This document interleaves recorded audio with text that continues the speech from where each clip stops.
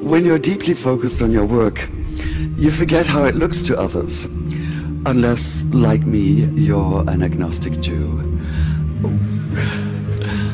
What you're deeply focused on is Islam, and you've just finished writing a biography of Muhammad. And your audience might be just a little bit nervous.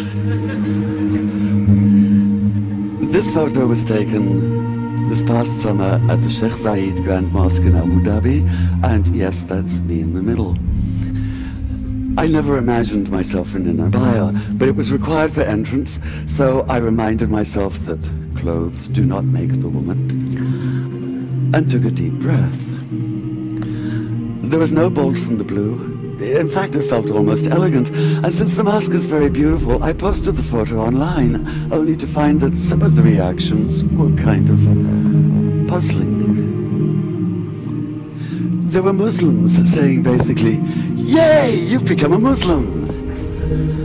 And then there were Jews saying basically, "Oi, you've become a Muslim." This seemed a rather large conclusion to draw from a snapshot. So the photo evidently invites interpretation, and the question is why? What were the underlying assumptions here? If I were to put this on right now, for instance, is this an act of honor, or is it one of disrespect? Is it a gesture of sympathy? Or is it merely presumptuous? Or does it make no difference what I say at this moment, because all you can focus on is the fact that I'm wearing an Islamic headscarf? In which case, why is it so distracting? How this is seen has little to do with me. It's a function of your preconceptions and expectations, and of the agenda that you then attribute to me. And that's a loaded word, agenda. It implies ulterior motives. In which case, let's look at my motives. To the question of how come I decided to write about Muhammad, my immediate answer is, how not? We're talking about one of the most influential figures of all time. A man who radically changed his world and is still changing ours.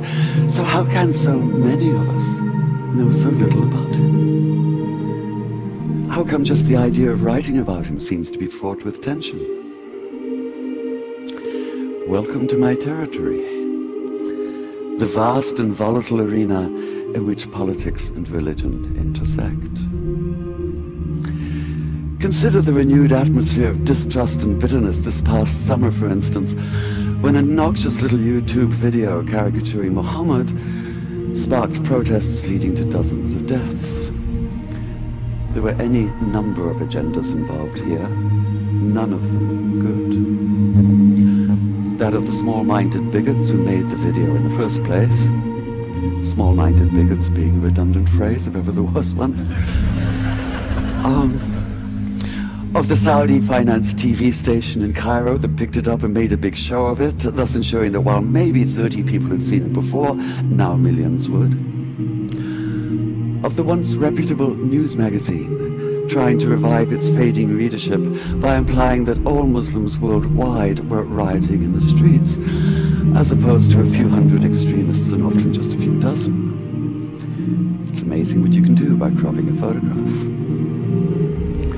There is the leader of Hezbollah, under attack for his support of the Syrian regime's brutal war against his own citizens, trying to redeem himself as a defender of Islam. And the Pakistan Minister of Railroads, trying to hide his corruption and ineptitude by offering a $100,000 bounty. And the usual American Islamophobes, putting up crude us and them posters in the New York and DC subways. So many people jumping on the bandwagon. But where was Muhammad himself in all this? Where was the man who listened to the Quran telling him, and by extension all Muslims, to pay no attention to taunts and mockery? Ignore them, it keeps saying. Let them be. Turn your face away. Or in the words of Jesus, turn the other cheek. While Muhammad has certainly been distorted by his detractors, he sometimes seems to have been equally distorted by the loudest of his self-proclaimed defenders, which makes it all the more urgent that we know who he really was. Yet the millions, if not billions, of words that have been written about him often seem to obscure as much as they reveal. The more of them I plowed through, the more it felt as though he were being weighed down by the sheer accumulated masses. What I wanted was a real feel for the man himself. I wanted the vitality and complexity of a full life lived. I wanted, in short, to see Muhammad whole. And this meant steering clear of a virtual minefield of agendas, including piety and sentiment and stereotype and judgmentalism. So even as the hundreds of research volumes piled up on my floor, my most valuable research tool may have been this one-word reminder pinned beside my desk. Think. Take the pivotal moment of Islam, for instance, which is what happened to Muhammad one night in the year 610 on a mountain just outside Mecca. He'd gone up there, it seems, in the hope of perhaps a quiet moment of insight. The last thing he expected was the blinding weight of revelation. So what struck me in the earliest account we have of that night was not even so much what happened as what did not happen. Muhammad did not come floating off the mountain as though walking on air. He did not run down shouting, "Hallelujah, bless the Lord." He did not radiate light and joy. There were no choirs of angels, no music of the spheres, no elation, no ecstasy, no golden aura surrounding him. Not even the whole of the Quran fully revealed, but only 5 brief verses. In short, he did none of the things that might make it easy to cry foul, to put down the whole account as an invention, a cover for something as mundane as personal ambition. Quite the opposite. In his own reported words, he was convinced at first that what had happened couldn't have been real. At best, he thought it had to have been a hallucination, his own mind working against him. At worst, possession, and he'd been seized by an evil jinn, a spirit out to deceive him, even crush the life out of him. In fact, his first instinct was to leap off the highest cliff and escape the terror of what he'd experienced by putting an end to all experience. Whether you believe the words he heard that night came from inside himself or from outside, it seems absolutely clear that Muhammad did experience, and that he did so with a force that would transform himself, his sense of himself and his world. So that initial panicked disorientation, that sundering of everything familiar, that feeling of being overwhelmed by a force larger than anything the mind can comprehend, strikes me as utterly real. It's the only response that makes sense. It's the only sane response, the only human one. And this is what allowed me to begin to see Muhammad not as a symbol, and not even as a subject, but as a man, a complex human being, and to follow the extraordinary arc of his life from neglected orphan to acclaimed leader, from marginalized outsider to the ultimate insider, from powerlessness to power.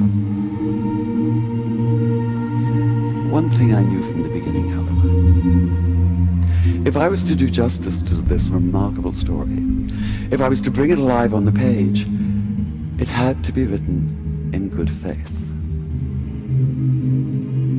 Now, I do realize there may be a certain irony in an agnostic standing here talking about good faith, but there's been so much bad faith in every sense of the term. And we have to get beyond it. All of us.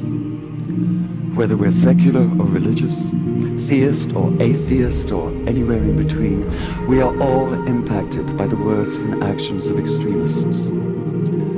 What happens in one tiny corner of the world now reverberates globally.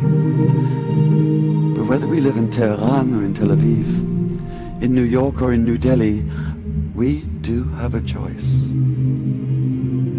We can refuse. Refuse, that is, to allow ourselves to be led by anger and suspicion. Refuse to allow ourselves to be manipulated by extremists of all stripes. Refuse their narrow vision, their comic book distortions, their miserably small minds. We have to reclaim the narrative, the full narrative, beyond stereotypes, beyond snap judgments, beyond headscarves. Just as we need to see Muhammad whole, so we need to start seeing each other whole.